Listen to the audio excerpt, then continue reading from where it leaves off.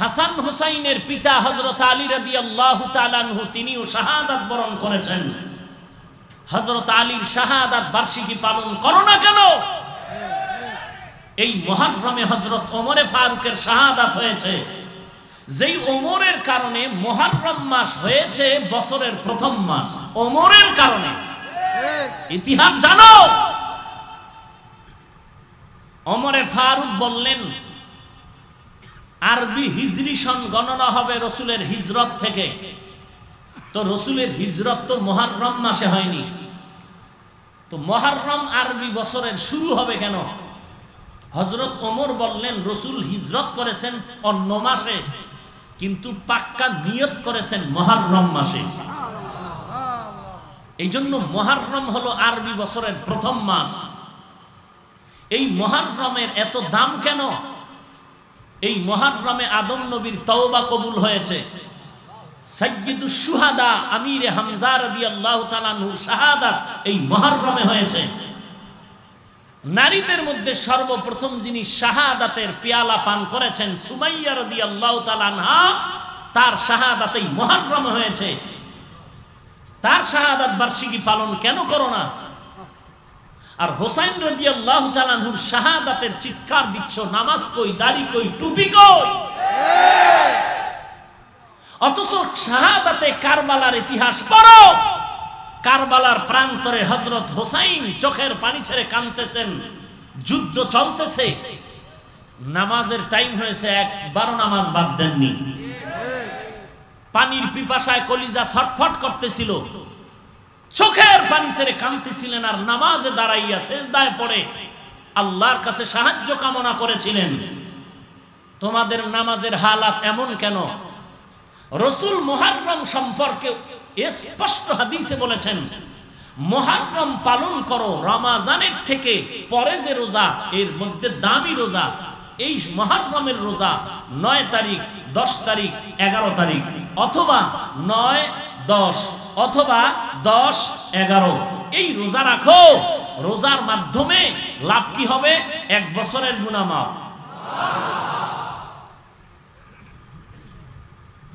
হোসাইন রাদিয়াল্লাহু তাআলা আনহুর তো দাড়ি ছিল না,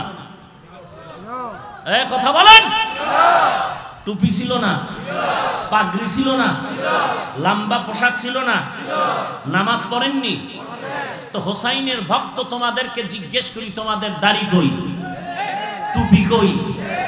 দ্বিতীয় কথা, হোসাইন কারবালায় গেলেন কেন? আব্দুল্লাহ ইবনে আব্বাস নিষেধ করলেন, আম্মাজান আয়েশা রাদিয়াল্লাহু আনহা নিষেধ করলেন, শত ব্যক্তিরা নিষেধ করলেন, কুফায় যাবেন না, কুফায় যাবেন না, কুফার অবস্থা ভালো না। হাজার বাধার প্রাচীর উপেক্ষা করে হোসাইন গেলেন কেন? যাওয়ার পেছনে সব থেকে বড় কারণ হলো হোসাইনের প্রতিজ্ঞাবদ্ধর আওয়াজ হলো, এই জমিনে ইয়াজিদের গোলামি চলবে না, জমিনে গোলামি চলবে একমাত্র আল্লাহ। আল্লাহর গোলামি এই জমিনে চলবে, ইয়াজিদের গোলামি চলবে না। তিনি আল্লাহর গোলামি এই জমিনে কায়েম করার জন্য যুদ্ধে গেলেন কারবালার প্রান্তরে, হাজার বাধার প্রাচীর উপেক্ষা করে। তুমি সেই হোসাইনের ভক্ত হয়েছো, দাড়ি নাই, নামাজ নাই, রোজা নাই, আল্লাহর কসম একবার, আল্লাহর কসম 2 বার, আল্লাহর কসম 3 বার, এই জমিনের মধ্যে হোসাইনের ভক্ত যদি থাকে, আমরা টুপিওয়ালা, দাড়িওয়ালা, নামাজিরে আছি, তোমরা কেউ নয়। ভাইরা আমার, এই জমিনে আমরা আল্লাহর গোলামি করব রাসূলের তরিকায়। কার তরিকায়? প্রপাগান্ডা ছড়াচ্ছ, প্রপাগান্ডা ছড়াচ্ছ, দেখতে নারী চলন বাঁকা, দেখতে নারী চলন বাঁকা। সন্ত্রাসী বেঈমানগুলো ইসলামের সন্ত্রাস বলে আখ্যা দেয় কেন? ওরা যে সন্ত্রাস, এটা যেন কেউ টের না পায়। আমরা দাড়ি রাখছি নবীর মহব্বতে না বাবার মহব্বতে? নবীজির মহব্বতে দাড়ি রাখলাম, টুপি পরলাম, নামাজ পড়ি, পর্দা করি, হালাল খাই, কাউকে গালি দেই না। আমরা হইলাম কাফের। তোমার নামাজ নাই, রোজা নাই, হায় হোসেন কয়ে সুন্দর করে নামটাও বলতে পারো না, রাতের নামাজ নাই, ফজর নাই, জোহর নাই, আসর নাই, স্লোগান আর মিছিল মিটিং করে রোজার খবর নাই, তোমরা সুন্নি। নামাজ রোজা বাদ দিয়া, দাড়ি বাদ দিয়া, টুপি বাদ দিয়া যদি সুন্নি হও, বাটপার কে হবে? বলো, বাটপার কে হবে?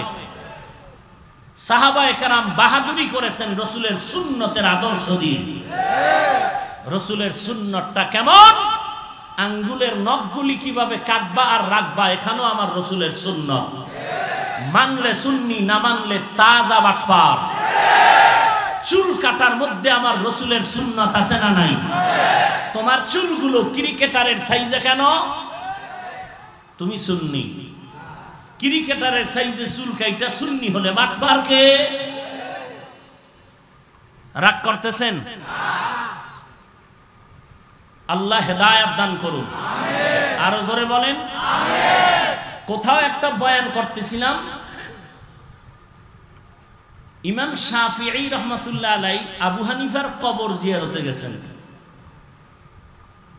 তিনি কবর জিয়ারত করতেছেন,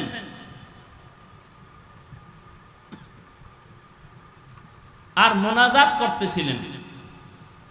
কেউ বললেন, আপনি আবু হানিফার কবরের কাছে এসে আপনি মুনাজাত করতেছেন, দোয়া করতেছেন তার মাযহাব মতো। ইমাম শাফিঈ রহমাতুল্লাহ আলাইহি জবাব দিলেন, তিনি যদি আমার হালাতের অবস্থায় যেতেন, আমার মাযহাব অনুসরণেই তিনি করতেন। মজলিসে চলার একটা আদব। এখানে ওয়াজের মজলিস, কেউ যদি হারমোনিয়াম বাজায়, এটা আদব হবে? একটা বিবাহের মজলিস আর ওয়াজের মজলিস কি সমান? এবং প্রত্যেকটা মজলিসের একটা সিস্টেম আছে, পদ্ধতি আছে। বয়ান করতেছি, একজনে আবেগে স্লোগান দিচ্ছে। কি দিচ্ছে? আমি কিন্তু স্লোগান খুব কম পছন্দ করি। কেউ দিতে চাইলেও বলি বন্ধ করুন। এই অবস্থাটা আপনারা দেখেন নাই? আচ্ছা, স্লোগান দিছে ভালো, কিন্তু দিতে গিয়া নারায়ে রিসালাত, নারায়ে গাউসিয়া এগুলো বলতেছে। যুবক মানুষ বুঝতে পারেনি। আমি ধমক দিলাম, থামো, ফালতু মিয়া। কি বলছি? ফালতু বললাম কেন? কোন মজলিসে কি দরকার তুমি বুঝো না?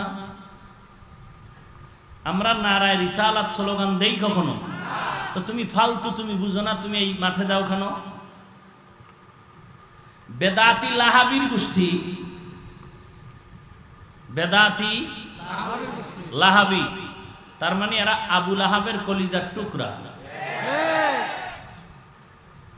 আমাদেরকে যদি ওরা বলে ওয়াহাবি, আপনারা মোহাব্বতে বলবেন তারা লাহাবি। বলবেন তো?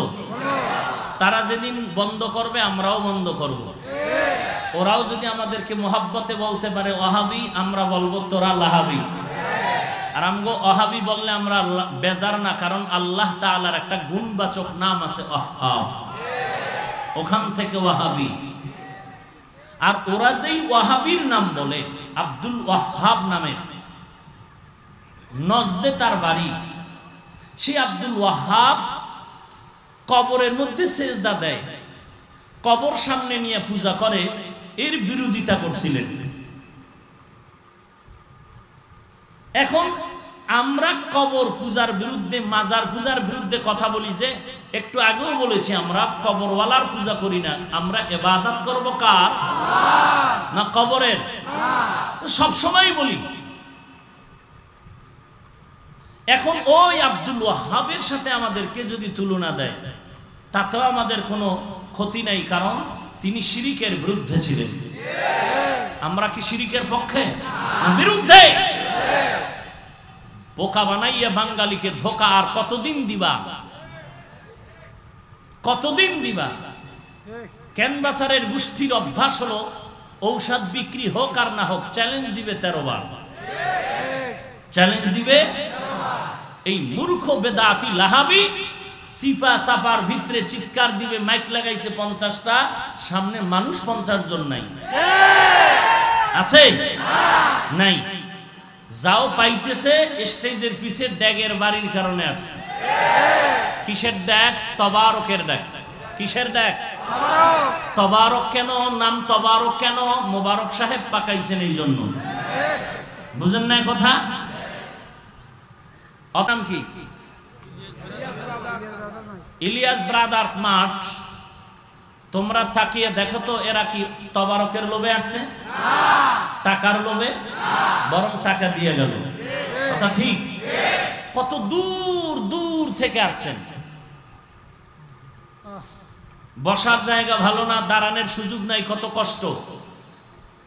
এই মানুষগুলো কি গালি শুনতে আসছে? মানুষ বসার জায়গা নাই, দাঁড়ানোর জায়গা নাই।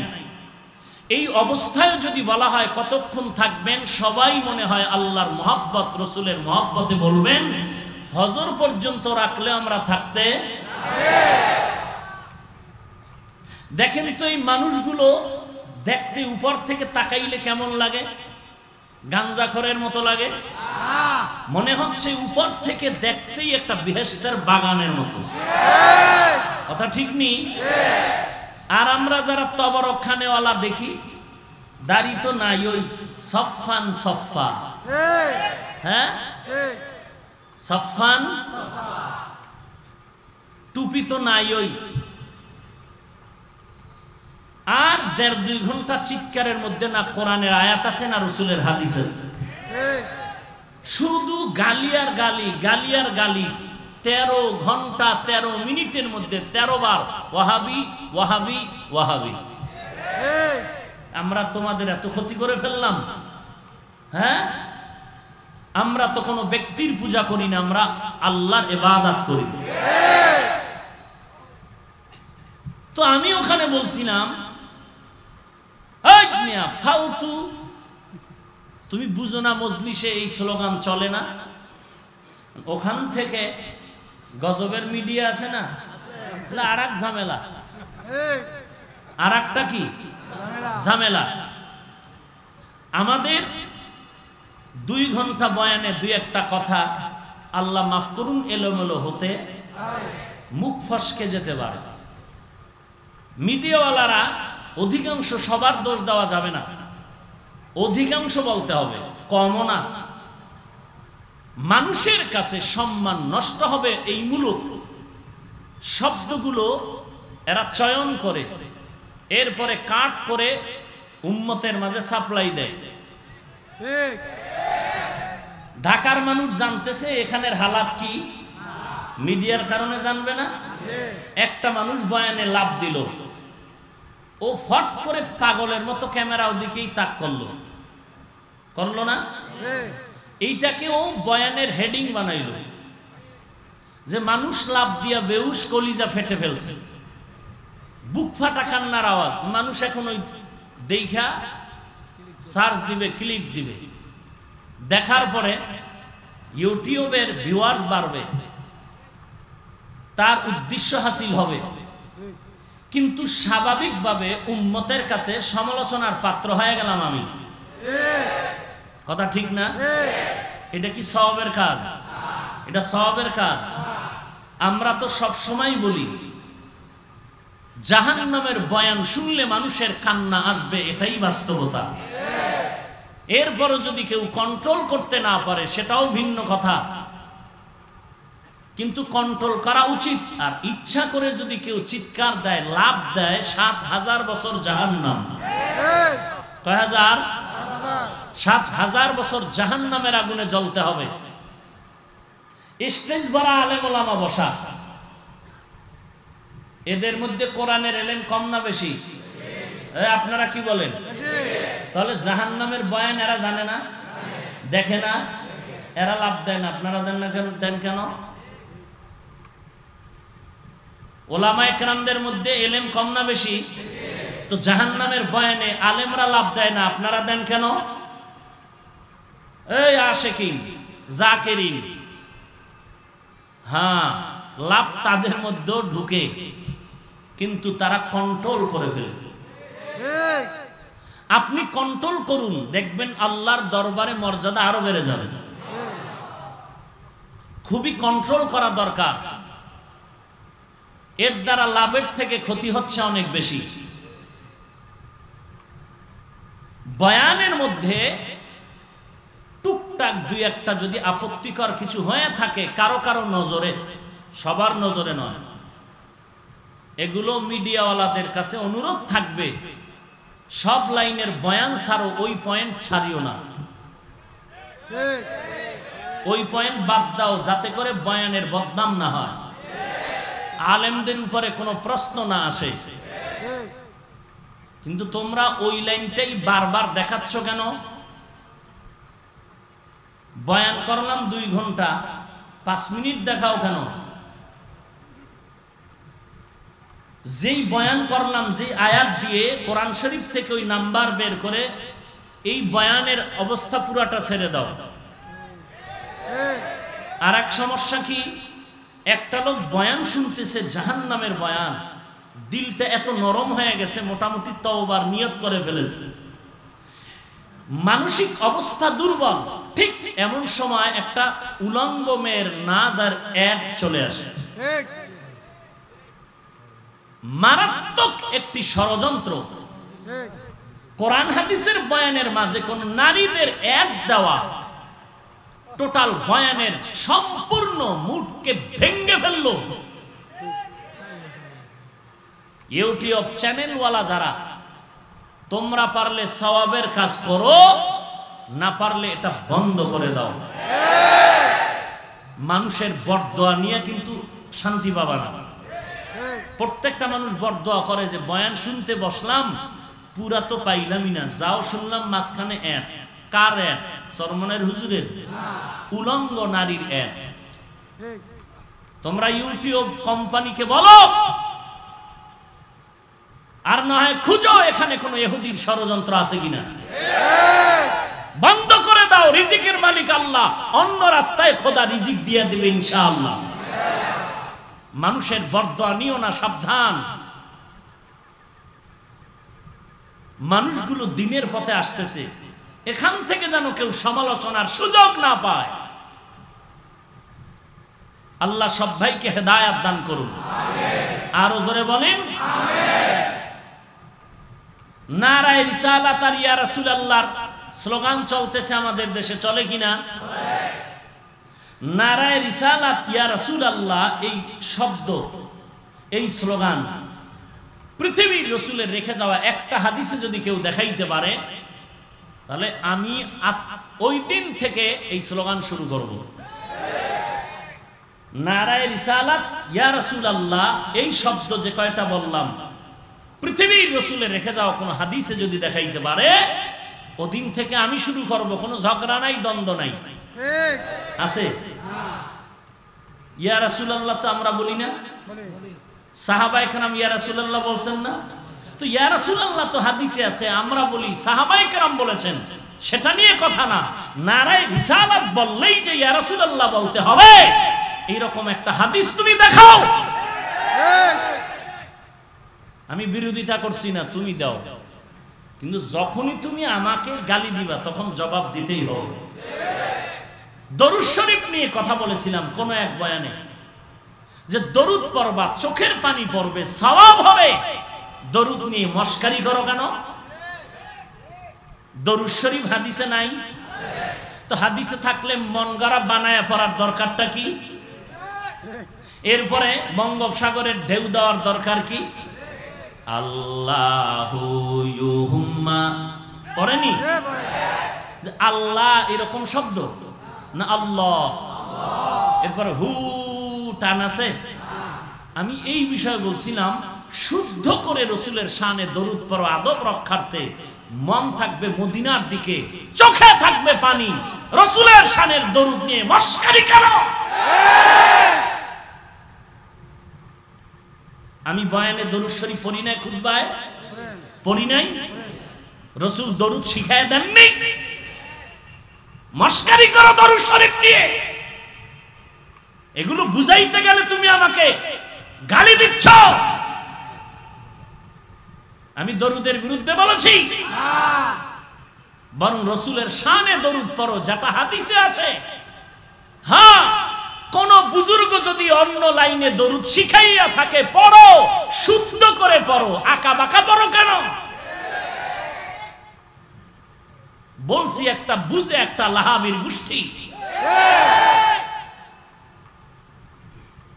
আসলে ব্যাপার কি ওই কথা, দেখতে নারী স্বামী খুব বুজুর্গ, স্ত্রীর পছন্দ হয় না।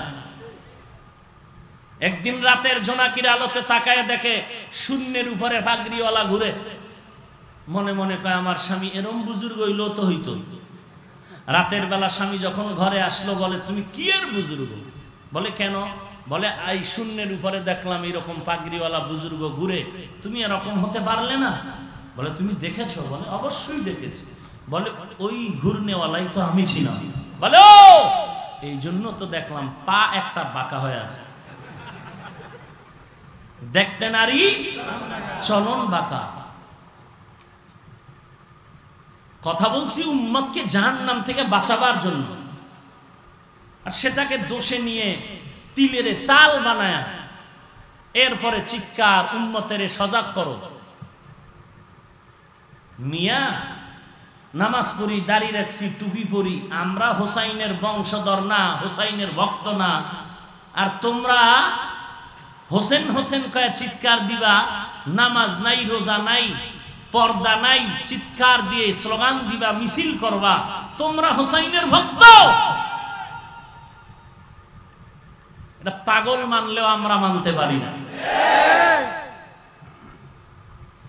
আমরা পীর মানি, ইমাম মানি, ওস্তাদ মানি, রসুলের উপরে মানি না। আমরা তাদেরকে মানি ততক্ষণ তারা আমার রসুল মানে যতক্ষণ।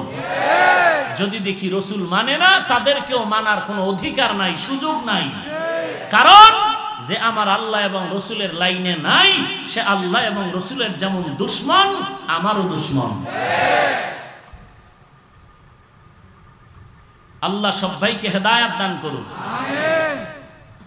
তুমি 30 বছর পীরের দরবারে দৌড়াও, এক বেলার নামাজের ইমামতি পীর সাহেব করতে পারে না, কারণ কোরআন জানে না। এই হলো তোমার পীরের হালাত। আঙ্গুলে স্বর্ণের আংটি, গলায় স্বর্ণের চেইন লাগানো। পুরুষের জন্য স্বর্ণ ব্যবহার হালাল না হারাম? বাম হাতে গ্লাস নিয়ে পানি পান করে, দাড়ি নাই, টুপি নাই, কোরআন শরীফের তেলাওয়াত শুদ্ধ নাই। আমরা বললে কম বলতে পারি না, জিহ্বা আছে না? আমরা বলতে পারি তোমাদের থেকে কোটি গুণ বেশি, বলি না কেন? আমরা রসুলের আদর্শ মানি, বেয়াদব নয়। জান্নাত আল্লাহ দিবেন, আমরা নিতে চাই। সবাই সবাই নিতে চান? সবাই বেয়াদবি ক্ষমা চেয়ে হাত দেখতে চাইলে দেখাবেন, একুরেট ভাবে দেখান কারা জান্নাত চান। সবাই হাত তুলছেন, হাত নামান। আপনারা সবাই জান্নাত চান? বলেন বলেন। তো জান্নাত পাওয়ার জন্য কি দাড়ি কামানো কোনো শর্ত আছে? তো আপনাদের দাড়ি নাই কেন? টুপি নাই কেন? পর্দা নাই কেন? সুদের সাথে জড়িত কেন? নাই সুদের সাথে জড়িত? যারা সুদের সাথে জড়িত, নিজের আপন মায়ের সাথে জিনার গুনাহ করতেছে। সুদের সাথে যারা জড়িত, নিজের আপন মায়ের সাথে জিনার গুনাহ হচ্ছে।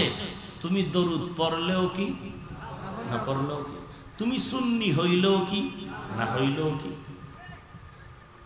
আমি সাদা টুপি পরছি, সালাম দেয় না, দিলেও নেয় না। সমস্যা কি? আমার টুপি সাদা কেন, সবুজ হয় না কেন, কালো হয় না কেন? আসেনি দ্বন্দ্ব? তোমার মরণকালে কাফনের কাপড় কি সবুজ হবে? কি হবে? কেন সেখানে সাদা হবে কেন? আমরা সেখানে যুদ্ধ করবো যে না, সবুজ দিয়েই মাটি দে। যারা কালার পাগল, কালা কালোর, কালোর রঙের পাগল, তোমার মরণকালের কাফনের কালার, বোরকার কালার দিয়ে, কালো কাপড় দিয়ে দাফন করো। সেখানে গিয়া সব সাপের মতো সোজা। মাইয়া ভোলারে যদি তোর বাবা এত সবুজকে মহব্বত করতো, কাফনটা সবুজ কালারের দে, খুশি হবে না রাগ করবে? তো আসল জায়গায় ঠিক আছে, এখানে কিলাকিলি কেন? हकीकत से तो दुनिया बेखबर है, दुनिया की नुमाइश पर नजर है। नमी गुयाम के अज दुनिया जुदा बाश, बहर कारे के बाशी बा खुदा बाश।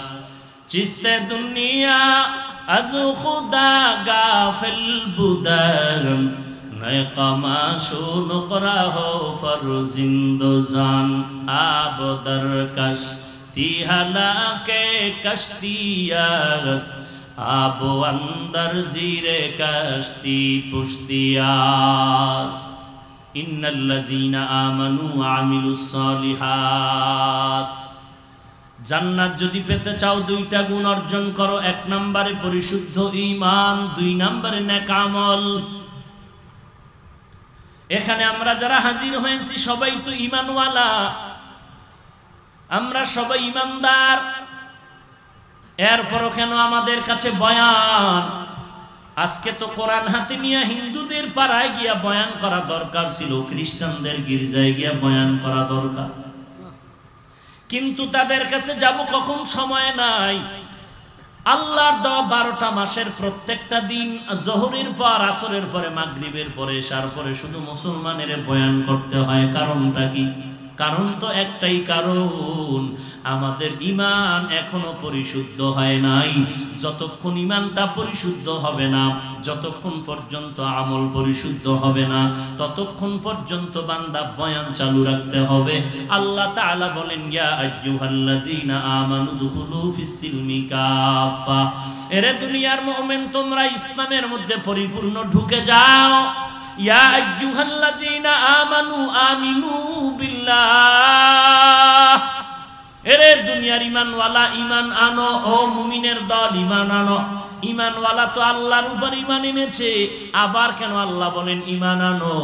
আল্লাহ বলেন, যারা ঈমানদার দাবি করো পর্দা করো না, তোর ঈমান অশুদ্ধ। ঈমানদার দাবি করো দাড়িটা লম্বা করো না, তোর ঈমানটা অশুদ্ধ।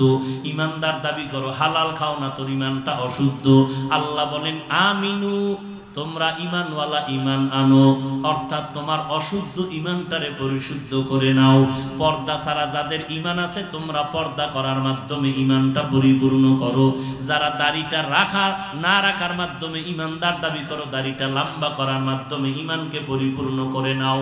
আল্লাহ তাআলা ঈমানওয়ালাকে ঈমানের দাওয়াত দেয়। কারণটা কি? তোমার ঈমানটা অশুদ্ধ, পরিশুদ্ধ করে নাও। এই জন্যই তো আমরা মুসলমানকে বয়ান করি, ঈমানটারে অশুদ্ধ থেকে পরিশুদ্ধ বানানোর জন্য। যদি পরিশুদ্ধ হয়ে যাইতো, তাহলে আমাদের মুসলমানের বয়ানের দরকার হতো না। আমাদের বয়ানের দরকার হতো হিন্দু, বৌদ্ধ, খ্রিস্টানদের কাছে গিয়ে।